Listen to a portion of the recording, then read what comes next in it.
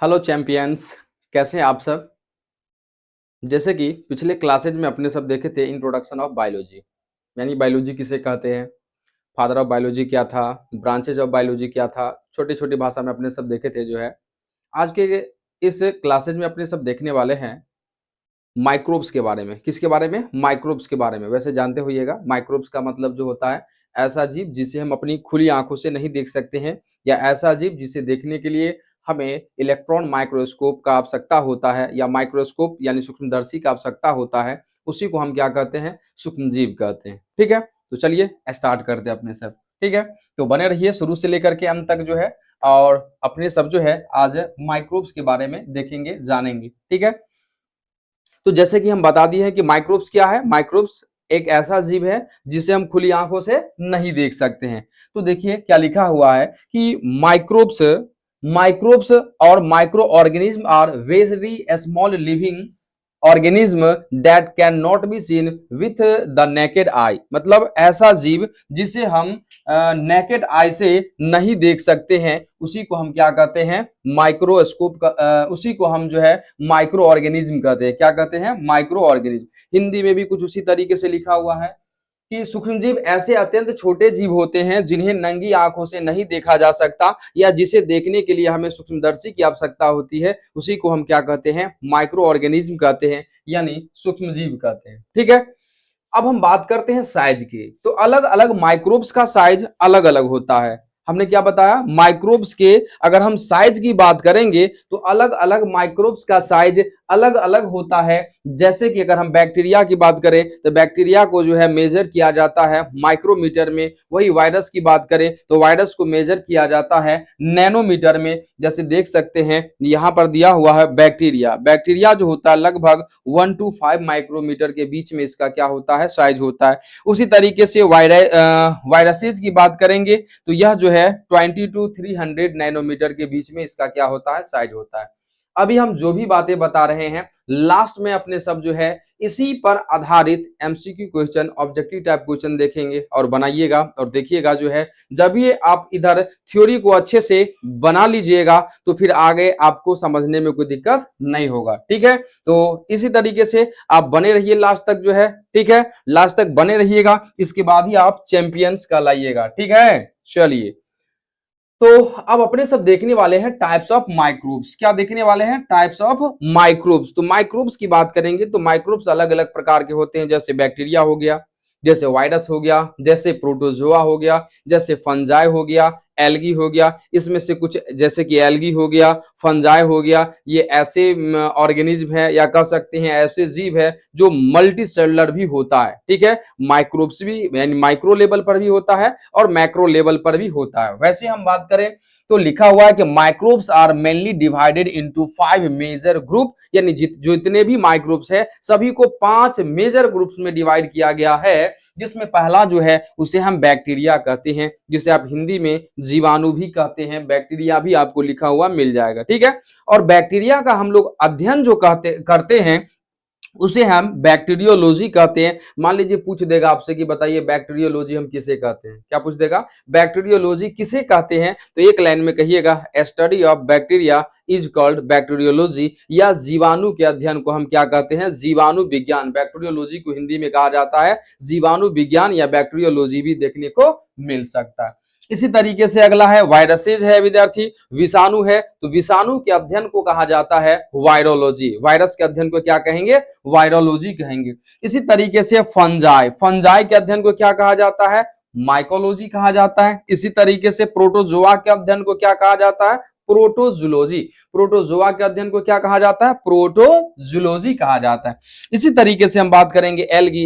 Algae के अध्ययन को फाइकोलॉजी कहा जाता है या एल्गोलॉजी कहा जाता है। एल्गी के अध्ययन को क्या कहेंगे?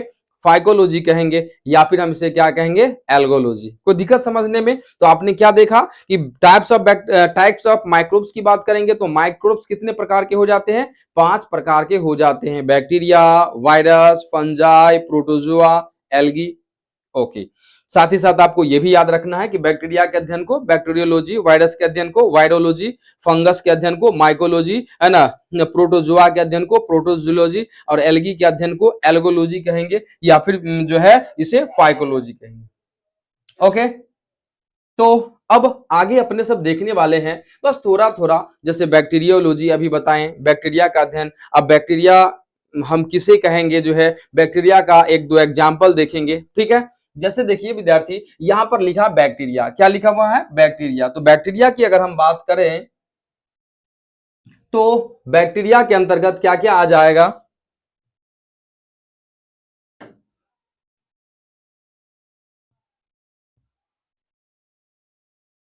लिखा है कि बैक्टीरिया एक कोशिकीय प्रोकैरियोटिक सूक्ष्मजीवी होते हैं।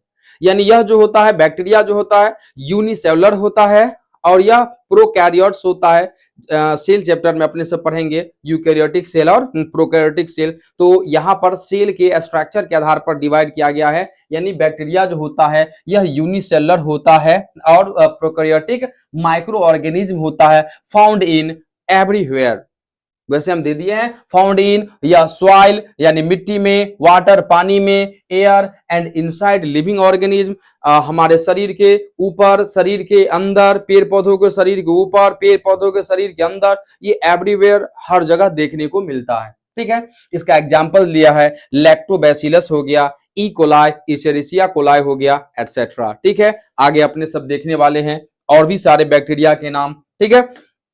अब अपने सब जो है आगे जो देखने वाले हैं वो है वायरस। क्या है, वायरस। तो वायरस की बात करेंगे, जैसे कि एक मूवी देखी होइएगा, थ्री इडियट, नहीं उसमें सर का नाम ही है क्या कहते हैं, प्रोफेसर साहब का वायरस सर, है ना।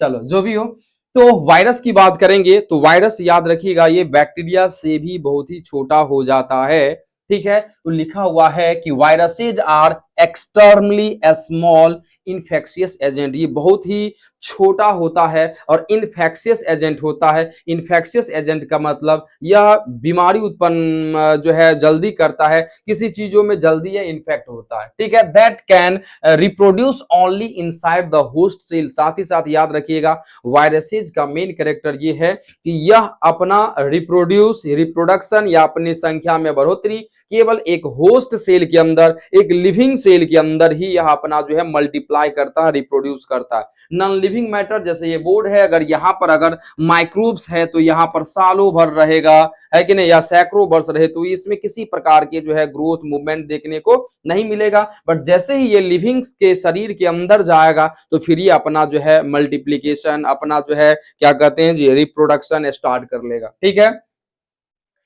तो इसी तरीके से अपने सब जो है आगे जो देखेंगे वो आगे है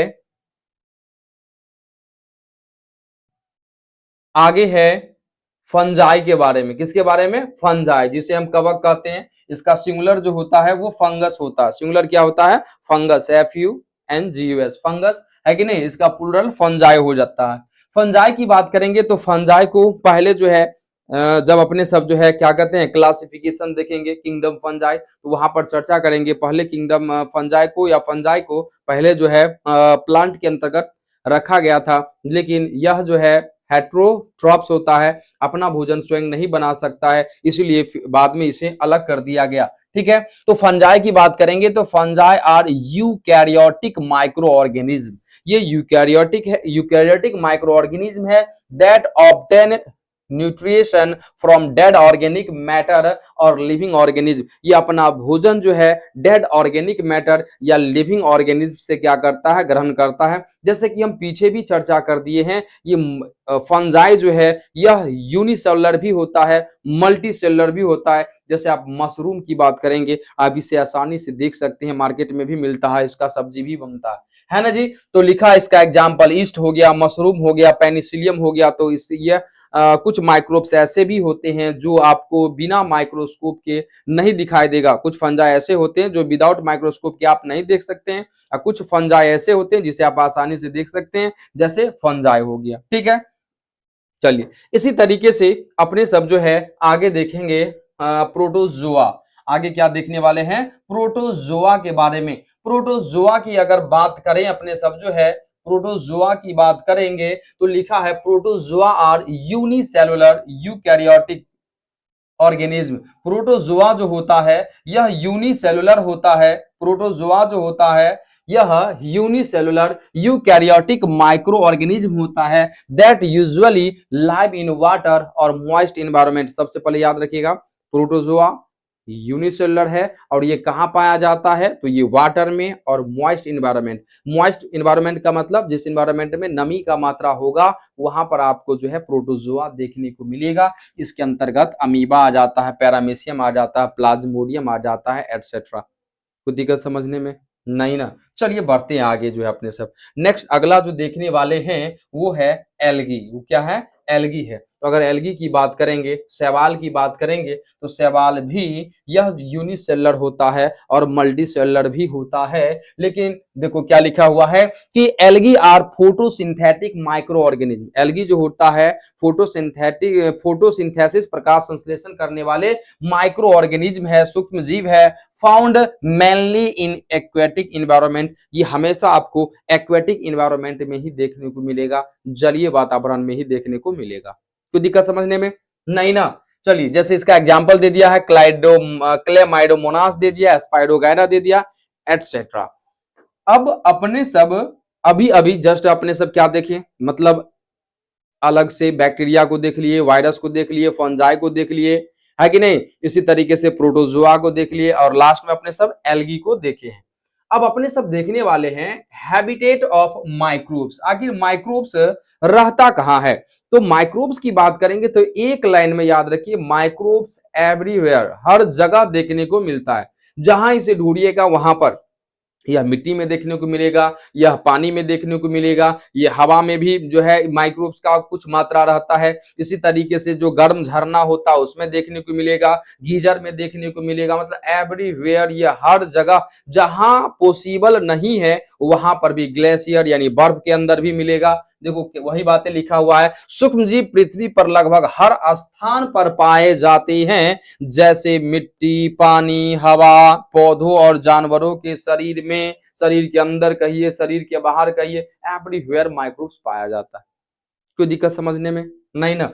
कोई दिक्कत होगा कमेंट करिएगा। ओके, अब अपने सब जो है आगे जो बातें देखेंगे वह है यूजफुल रोल ऑफ माइक्रोब्स। और ऊपर वाले में ही देखिए एक बात और लिखा है, एक्सटर्न इन्वायरमेंट, यानी माइक्रोब्स जो है एक्सटर्न इन्वायरमेंट। एक्सटर्न इन्वायरमेंट का मतलब होता है जहां पर हम नहीं सोच सकते हैं वहां पर भी, या जहां पर एक दूसरा लिविंग नहीं रह सकता वहां पर माइक्रोब्स रहता है। जैसे कि हम बता चुके, गर्म झरने हो गया, है ना, गहरे समुद्र हो गया, बर्फ हो गया, एटसेट्रा। अब इन माइक्रोब्स की बात करेंगे तो इन माइक्रोब्स में से बहुत सारे माइक्रोब्स या कुछ माइक्रोब्स ऐसे हैं जो हमारे लिए काम के हैं, हमें बेनिफिट पहुंचाता है। लेकिन कुछ माइक्रोब्स ऐसे हैं जो हमारे लिए नुकसानदेह भी होता है, हानिकारक भी होता है। तो अभी अभी जस्ट अपने सब देखने वाले हैं यूजफुल माइक्रोब्स, है कि नहीं? तो यूजफुल माइक्रोब्स की बात करेंगे तो ये हमें कहां कहां मदद करता है, तो लिखा है खाद्य पदार्थों के निर्माण में, यानी यूज्ड इन फूड प्रोडक्शन। जैसे दही हो गया, यानी कर्ड हो गया, ब्रेड हो गया, चीज हो गया, इन सब बनाने में माइक्रोब्स हमें क्या करता है, मदद करता है। इसके लिए तो एक चैप्टर ही है 12th में, जो कि नए एनसीईआरटी बुक से इसे हटा दिया गया है, strategies for enhancement in food production. पता नहीं क्या सोच करके इस चैप्टर को हटाया गया है, मेरे हिसाब से बिल्कुल भी नहीं हटाना चाहिए। एनसीईआरटी से ऐसे ऐसे चैप्टर को हटा दिया गया जो तो बिल्कुल ही नहीं हटाना चाहिए था। खैर, जब उस टॉपिक को हम चर्चा करेंगे जो एनसीईआरटी में नहीं है तो उस समय हम आपको बताएंगे कि इन चैप्टर को पढ़ने से विद्यार्थी को, स्टूडेंट को क्या क्या फायदे होने वाले थे और इनको हटा देने से जो है विद्यार्थी को क्या क्या हानि होगा आगे जो है। ठीक है, इसी तरीके से माइक्रोब्स की बात करेंगे, लिखा है यूज्ड इन मेडिसिन। माइक्रोब्स जो है हमें मेडिसिन बनाने में भी मदद करता है। जैसे कि फॉर एग्जांपल पेनिसिलिन हो गया। पेनिसिलिन एक एंटीबायोटिक का नाम है जो पेनिसिलियम नोटेटम नामक फंजाई से बनाया जाता है, फंजाई से बनता है, और वो फंजाई क्या है, माइक्रोब्स है। इसी तरीके से विभिन्न सारे माइक्रोब्स है जो एंटीबायोटिक वैक्सीन बनाने में मदद करता है। उसी तरीके से है help in decomposition of dead organism. कहने का मतलब जो है, जो भी पेड़ पौधे का पार्ट है, भाग है या एनिमल है, जब वो मर जाते हैं, जमीन पर रहते हैं, पड़े रहते हैं, तो जो बैक्टीरिया है, फंजाई है, यानी माइक्रोब्स जो है उसे खा करके क्या करता है, डिकम्पोज कर देता है, उसे मिट्टी में मिला देता है। मिट्टी में रहने वाले और भी विभिन्न सारे माइक्रोब्स ऐसे हैं जो इसे छोटे छोटे मॉलिक्यूल में ही, मतलब इतने छोटे मॉलिक्यूल में तोड़ देता है कि पेड़ पौधे फिर से उस मॉलिक्यूल का क्या करते हैं, या ऑर्गेनिक पदार्थ का यूज करते हैं। ठीक है, इसी तरीके से लिखा है use in nitrogen fixation in plants. पढ़े होइएगा, दलहन कुल के पौधा लेग्यूमिनस प्लांट जो होता है उसके रूट में नोड रहता है, नोड पाया जाता है ना, उसमें राइजोबियम जीवाणु पाया जाता है जो एटमॉस्फेरिक नाइट्रोजन को नाइट्रेट में बदलने का काम करता है, और उन्हीं नाइट्रेट का उपयोग पेड़ पौधा करते हैं। हमारा शरीर में जो मेन पार्ट है डीएनए, वह उसमें भी नाइट्रोजिनस बेस पाया जाता है, नाइट्रोजन भाग लेता है उसमें जो है। तो हम बात करेंगे एटमॉस्फेयर में 78% नाइट्रोजन पाया जाता है, पढ़े होइएगा, अब हल्का बढ़ गया है ना, 78 पॉइंट कुछ हो गया, लेकिन हमारा बॉडी डायरेक्ट जो है उस नाइट्रोजन का यूज नहीं कर सकता है। तो पेड़ पौधे के अभी जो बताएं, जो राइजोबियम जीवाणु जो है वो एटमॉस्फेरिक नाइट्रोजन को नाइट्रेट में जो बदलता है या उसके जो दूसरे यौगिक में बदलता है, उसका यूज पेड़ पौधा करता है, और फिर वहां से हमें जो है नाइट्रोजिनस कंपाउंड इनडायरेक्ट रूप से हमारे बॉडी में भोजन के रूप में आता है। ठीक है, इसी तरीके से लिखा है used in biotechnology and industry. आगे देखने वाले हैं बायोटेक्नोलॉजी चैप्टर जो है, तो बायोटेक्नोलॉजी में और इंडस्ट्री एरिया में भी जो है माइक्रोब्स का बहुत बड़ा योगदान है। ठीक है, तो ये अपने सब अभी अभी देखिए जो है यूजफुल माइक्रोब्स, यानी किस तरीके से माइक्रोब्स हमें मदद करता है विभिन्न सारे चीजों में। अब अपने सब आगे जो देखने वाले हैं वो है हार्मफुल इफेक्ट ऑफ माइक्रोब्स। जिस तरीके से जो है माइक्रोब्स हमें बेनिफिट पहुंचाया था, उसी तरीके से कुछ ऐसे भी माइक्रोब्स है जो हमें नुकसान पहुंचाता है, जो हमें बीमारी उत्पन्न करता है, जैसे ट्यूबरकुलोसिस हो गया, जैसे टिटनेस हो गया। ठीक है, तो देखिए यहाँ पर क्या लिखा हुआ है, लिखा है some microbes cause disease in human animals and plants. कहता कुछ माइक्रोब्स ऐसे हैं जो मनुष्य में, पेड़ पौधों में, एनिमल्स में बीमारी उत्पन्न करता है।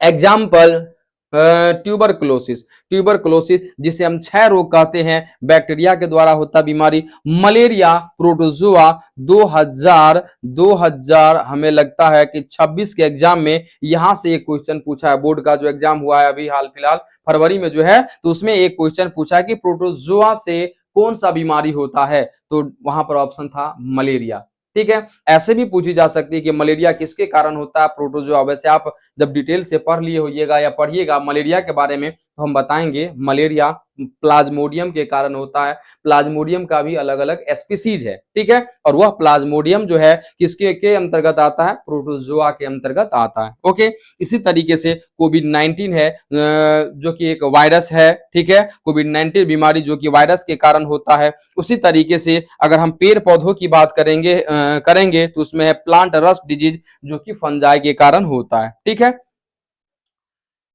तो इस तरीके से आपने देखा जो है कि किस तरीके से माइक्रोब्स हमें फायदे पहुंचाता है, नुकसान पहुंचाता है। तो अभी अभी जस्ट अपने सब किसके किसके बारे में देखे हैं। पहला देखे हैं व्हाट इज माइक्रोब्स, माइक्रोब्स क्या है। दूसरा देखे हैं टाइप्स ऑफ माइक्रोब्स। फिर अपने सब देखे हैं साइज ऑफ माइक्रोब्स, है कि नहीं, माइक्रोब्स का मेजर किस में किया जाता, तो याद रखना माइक्रोमीटर में। वही वायरस की बात करेंगे तो नैनोमीटर में।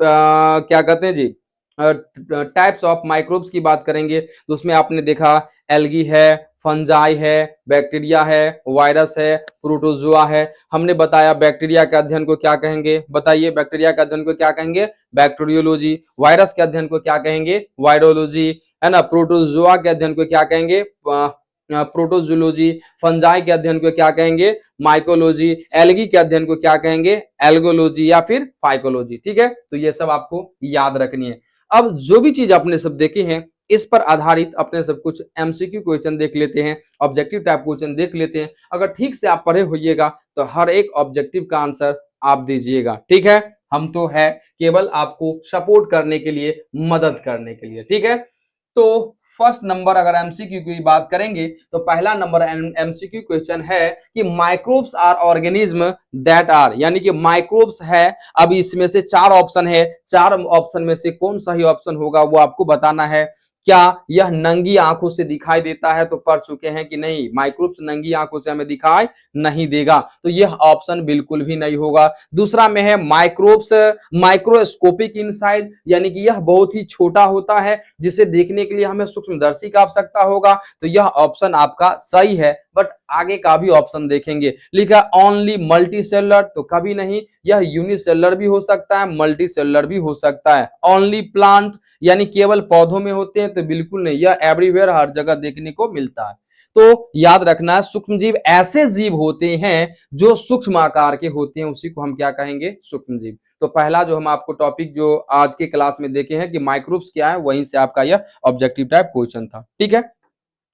इस तरीके से अगर अपने सब सेकंड क्वेश्चन देखें तो सेकंड क्वेश्चन में क्या है, सेकंड क्वेश्चन है कि सूक्ष्म जीव के अध्ययन को हम क्या कहते हैं। जब माइक्रोब्स का स्टडी करते हैं तो माइक्रोब्स के स्टडी को या माइक्रो ऑर्गेनिज्म के स्टडी को हम क्या कहते हैं, माइक्रोबायोलॉजी। लिखा है the study of micro organism is called microbiology. तो सी नंबर ऑप्शन अपने सबका क्या हो जाएगा, राइट हो जाएगा। कोई दिक्कत समझने में नहीं ना। अगला क्वेश्चन देखिए, अगला क्वेश्चन क्या है, तीसरा नंबर क्वेश्चन है,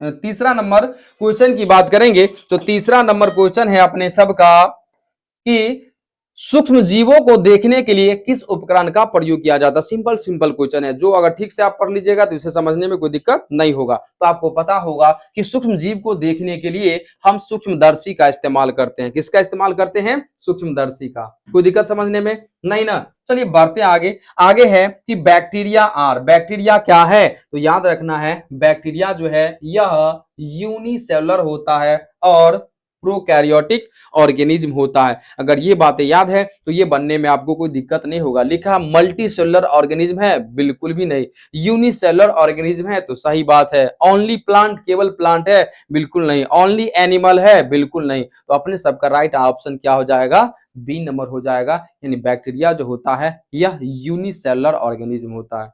कैसा होता है, यूनिसेलुलर ऑर्गेनिज्म होता है, ठीक है। अगर अगला क्वेश्चन की बात करेंगे तो अगला क्वेश्चन है फिफ्थ नंबर क्वेश्चन में कि निम्न में से कौन सूक्ष्म जीव नहीं है। ये तो आप देख करके ही बता दीजिएगा कि सर सूक्ष्म जीव में एग्जांपल बैक्टीरिया बताए थे, वायरस बताए थे, है ना, प्रोटोजोआ बताए थे, जिसका एग्जांपल अमीबा बताए थे, लेकिन हाथी तो बिल्कुल सूक्ष्म जीव नहीं है। ये तो हमें वैसे ही दिख जाएगा, है कि नहीं। सूक्ष्म जीव का मतलब जिसे देखने के लिए हमें सूक्ष्मदर्शी का आवश्यकता होगा, उसी को हम क्या कहेंगे, सूक्ष्म जीव कहेंगे। और हाथी तो आपको इतना बड़ा जीव है कि यह दूर से ही हमें दिखाई दे देगा, है ना जी। तो राइट ऑप्शन अपने सबका क्या हो जाएगा, डी नंबर। ओके, चलिए अगला क्वेश्चन है, अगला क्वेश्चन है कि viruses can reproduce only inside. बताए हैं वायरस यूनिसेलुलर तो होता ही है, इसका खास कैरेक्टर है कि यह रिप्रोड्यूस केवल लिविंग सेल के अंदर या एक होस्ट सेल के अंदर ही अपना रिप्रोड्यूस कर सकता है कि नहीं। तो उसके आधार पर देखेंगे तो लिखा है पानी, हवा, या फिर होस्ट सेल, या फिर डी में लिखा है सॉइल, मिट्टी। तो राइट आंसर क्या हो जाएगा, होस्ट सेल हो जाएगा। क्या हो जाएगा, होस्ट सेल। इसी तरीके से अपने सब नेक्स्ट क्वेश्चन देखेंगे, मलेरिया किस सूक्ष्म जीव के कारण होता है। मलेरिया अभी जस्ट अपने सब देखे हैं, मलेरिया जो है किसके कारण होता है, बैक्टीरिया के कारण, वायरस के कारण, प्रोटोजोआ के कारण, या फिर फंजाई के कारण। तो मलेरिया बताएं प्रोटोजोआ, प्रोटोजोआ में क्या आ जाता है, प्लाज्मोडियम, उसके कारण। तो इसमें से जो ऑप्शन है वो राइट ऑप्शन क्या हो जाएगा, सी नंबर, ठीक है। अगला क्वेश्चन देखिए, अगला क्वेश्चन क्या है, yeast belong to which group. Yeast जो है किसके अंतर्गत बिलोंग करता है। तो अभी जस्ट अपने सब एग्जांपल देखे हैं। ईस्ट जो है फंजाई के अंतर्गत आता है। किसके अंतर्गत आता है, फंजाई के अंतर्गत, यानी कवक के अंतर्गत। कोई दिक्कत समझने में नहीं ना। चलिए इसी तरीके से बने रहिए, उसके बाद ही आप चैंपियन बनिएगा, ठीक है। हमारे साथ हो करके चलिए, ठीक है, हम आपको चैंपियन बना ही करके छोड़ेंगे। अगला है दही बनने में किस सूक्ष्म जीव का प्रयोग होता है। 12th में यह कई बार क्वेश्चन पूछ दिया जाता है। बताइए दूध से दही बनने में या दही बनने में कौन सा बैक्टीरिया भाग लेता है। तो लैक्टोबैसिलस सबसे पहले कौन भाग लेता है, तो बैक्टीरिया भाग लेता है कि नहीं। बैक्टीरिया में कौन बैक्टीरिया भाग लेता है, तो लैक्टोबैसिलस भाग लेता है, या फिर आप कह सकते हैं LAB बैक्टीरिया, क्या कह सकते हैं, LAB बैक्टीरिया यानी लैक्टिक एसिड बैक्टीरिया। कोई दिक्कत समझने में? चलिए नेक्स्ट क्वेश्चन देखते हैं अपने सब। नेक्स्ट क्वेश्चन, अगला क्वेश्चन है rhizobium bacteria help in, rhizobium bacteria, याद रखिएगा जब ये राइजोबियम आएगा तो राइजोबियम का काम है विद्यार्थी, यह लेग्यूमिनस प्लांट के रूट के नोड में पाया जाता है और नाइट्रोजन को नाइट्रेट में बदलने का काम करता है, तो लिखा नाइट्रोजन फिक्सेशन, तो राइट ऑप्शन क्या हो जाएगा अपने सबका, बी नंबर, नाइट्रोजन फिक्सेशन। ठीक है, उसी तरीके से नेक्स्ट क्वेश्चन की बात करेंगे अपने सब। अगला क्वेश्चन क्या है, which of the following is a protozoa, निम्नलिखित में से कौन प्रोटोजोआ है, तो अमीबा प्रोटोजोआ हो जाता है, एस्ट फंजाई है, बैक्टीरिया बैक्टीरिया में ही गया, वायरस वायरसेज में ही गया, तो अपने सबका राइट आंसर क्या हो जाएगा, अमीबा हो जाएगा। प्रोटोजोआ का एग्जांपल क्या हो जाएगा, अमीबा। ठीक है, नेक्स्ट क्वेश्चन देखिए, नेक्स्ट क्वेश्चन क्या है, the smallest micro organism are, याद रखना सबसे स्मॉलेस्ट माइक्रो ऑर्गेनिज्म कहेगा तो वो वायरसेज हो जाता है, वायरस होता है, वायरस से भी छोटा होता है वायरोइड।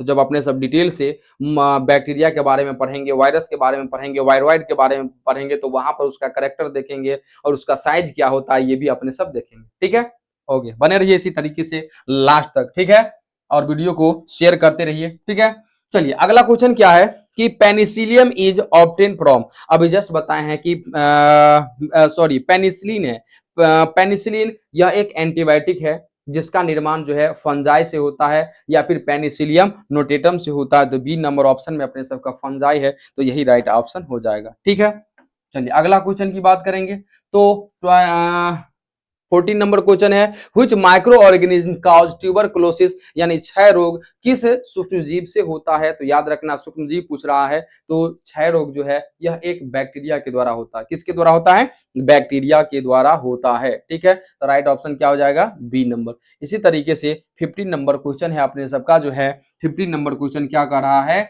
कि कौन सा सूक्ष्मजीव प्रकाश संश्लेषण कर सकता है या कौन सा सूक्ष्मजीव प्रकाश संश्लेषण करता है, which micro organism is photosynthetic, तो याद रखना है एल्गी, है ना, एल्गी जो होता है यह यूकैरियोटिक सेल इसमें पाया जाता है, यूकैरियोट्स होता है या यूकैरियोटिक ऑर्गेनिज्म होता है जो अपना भोजन स्वयं बनाता है। ठीक है, तो राइट ऑप्शन क्या हो जाएगा, ए नंबर। इसी तरीके से नेक्स्ट क्वेश्चन है 16 नंबर, micro organism are found in, हम बता दिए थे माइक्रो ऑर्गेनिज्म की बात करेंगे, तो माइक्रो ऑर्गेनिज्म जो है एवरीवेयर, हर जगह देखने को मिलता है, वो चाहे मिट्टी हो, पानी हो, है ना, हवा हो, मतलब हर जगह एवरीवेयर, तो ऑप्शन के थ्रू चलेंगे तो अपने सबका जो है डी नंबर हो जाएगा, ऑल ऑफ दीज। कोई दिक्कत समझने में नहीं ना? इसी तरीके से लिखा है 17 नंबर क्वेश्चन में कि कोविड 19 इज काउज्ड बाय, ये तो आप आराम से बना दीजिएगा, इतना ये इंटरनेशनल न्यूज था, सभी बच्चे को याद ही होगा कि कोरोना बीमारी जो है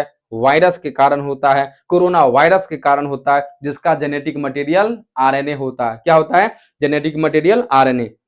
अब ये जेनेटिक मटेरियल होता क्या है इसके ऊपर हम चर्चा बाद में करेंगे, है कि नहीं, लेकिन आप अभी आप ये याद रखिए कि यह कोरोना वायरस जो है ना, या कोविड-19 बीमारी किसके कारण होता है, वायरस के कारण। Okay, next question 18 number question है कि हैजा किस सूक्ष्म जीव से होता है, हैजा किस सूक्ष्म जीव से होता है, तो याद रखिएगा हैजा जो है यह बैक्टीरिया के कारण होता है, हैजा किसके कारण होता है, बैक्टीरिया के कारण। ठीक है, इसी तरीके से है which micro organism decompose dead organism, मतलब मृत जीवों का अपघटन कौन करता है, अभी जस्ट आपको हम पीछे बताए हैं, जब एनिमल और प्लांट्स जब डेड होकर के जमीन पर पड़ा रहता है तो उस समय बैक्टीरिया फंजाई उसे खा करके क्या करता है, डिकम्पोज कर देता है। और साथ ही साथ आप फंजाई में भी पढ़े हैं कि फंजाई का कैरेक्टर ही है कि वो अपना भोजन जो है किसी लिविंग ऑर्गेनिज्म से या डेड मैटर से क्या करता है, भोजन को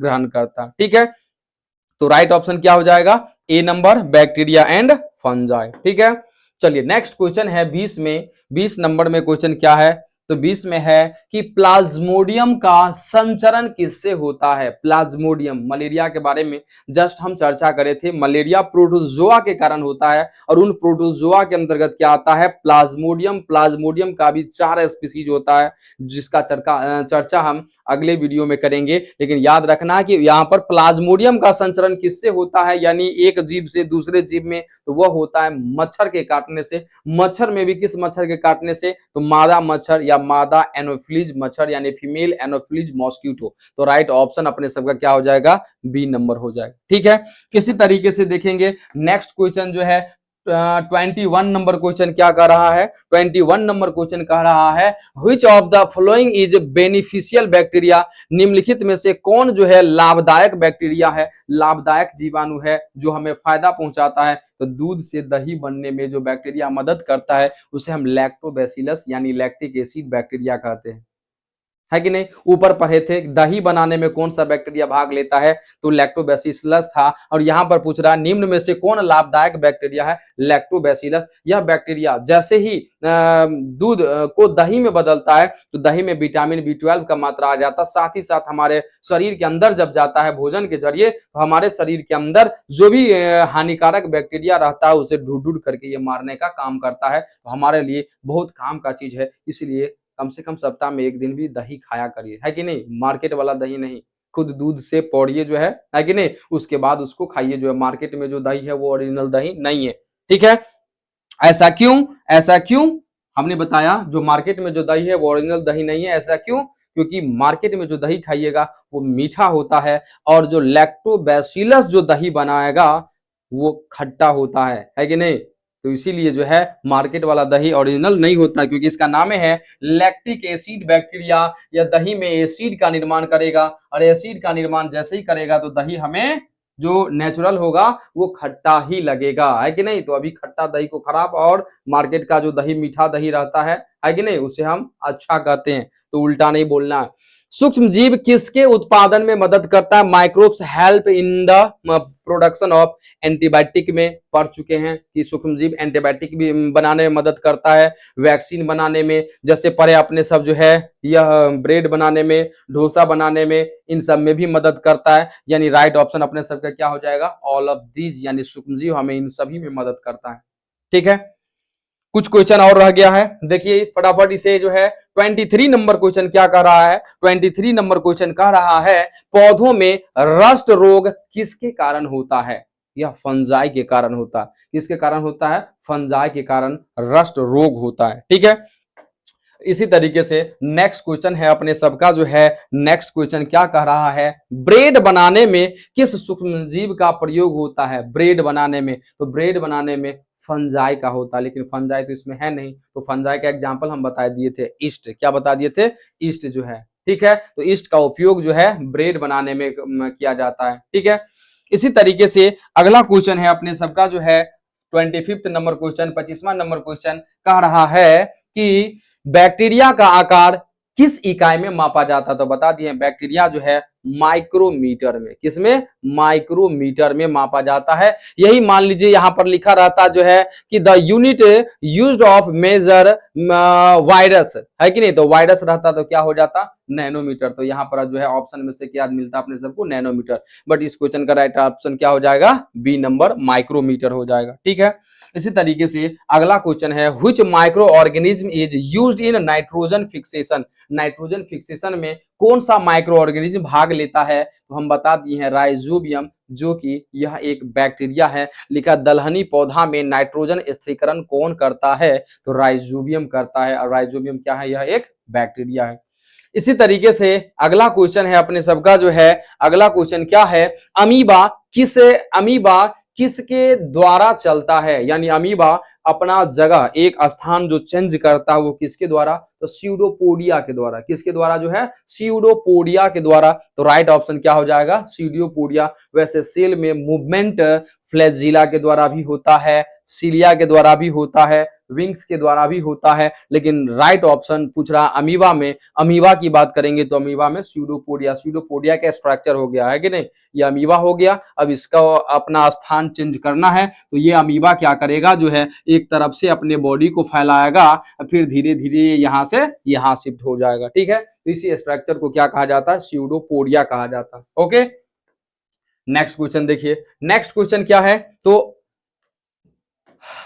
इन्फ्लुएंजा किस सूक्ष्म जीव से होता है। इन्फ्लुएंजा की बात करेंगे तो यह एक वायरल डिजीज है। ये एक विद्यार्थी वायरल डिजीज है, यानी वायरस के द्वारा होने वाला रोग है। ठीक है, चलिए नेक्स्ट क्वेश्चन, बस कुछ क्वेश्चन और रह गया है। नेक्स्ट क्वेश्चन है कि which micro organism is used in biotechnology, यानी जैव प्रौद्योगिकी में किस सूक्ष्म जीव का प्रयोग होता है? बैक्टीरिया का होता है, ईस्ट का होता है, फंजाई का होता है, तो इनमें से सभी, ऑल ऑफ दीज हो जाएगा राइट आंसर। क्या हो जाएगा? ऑल ऑफ दीज हो जाएगा। इसी तरीके से अगला क्वेश्चन की बात करेंगे, यानी लास्ट क्वेश्चन की बात करेंगे मेरे चैंपियन। लास्ट क्वेश्चन की बात करेंगे तो लिखा है सूक्ष्म जीव को सबसे पहले किसने देखा? तो इसके बारे में तो सेल चैप्टर में भी पढ़ाई हो जाता है, एंटोन वॉन लीवेनहॉक साहब के द्वारा, है कि नहीं? एंटोन वॉन लीवेनहॉक साहब के द्वारा याद रखना है कि सबसे पहले लिविंग सेल को, सबसे पहले लिविंग सेल को किसने देखा था? तो एंटोन वॉन यानी एबी लीवेनहॉक। सबसे पहले माइक्रोब्स को किसने देखा था? Anton von Leeuwenhoek. सबसे पहले प्रोटोजोआ को किसने देखा था? Anton von Leeuwenhoek. सबसे पहले स्पर्म का खोज किसने किया था? स्पर्म को किसने देखा था? तो एंटोन वॉन लीवेनहॉक। ये भाई साहब बहुत सारे चीजों में काम किया है, माइक्रोब्स के ऊपर काम किया, इसीलिए एंटोन वॉन लीवेनहॉक को फादर ऑफ माइक्रोबायोलॉजी भी कहा जाता है कि नहीं? इलावा दुआ पढ़ लीजिए आप हमसे ही, ठीक है? तो इस तरीके से जो है अपने सब जो है आज के इस सेशन में इतना देखे हैं, ठीक है? धन्यवाद आज के लिए।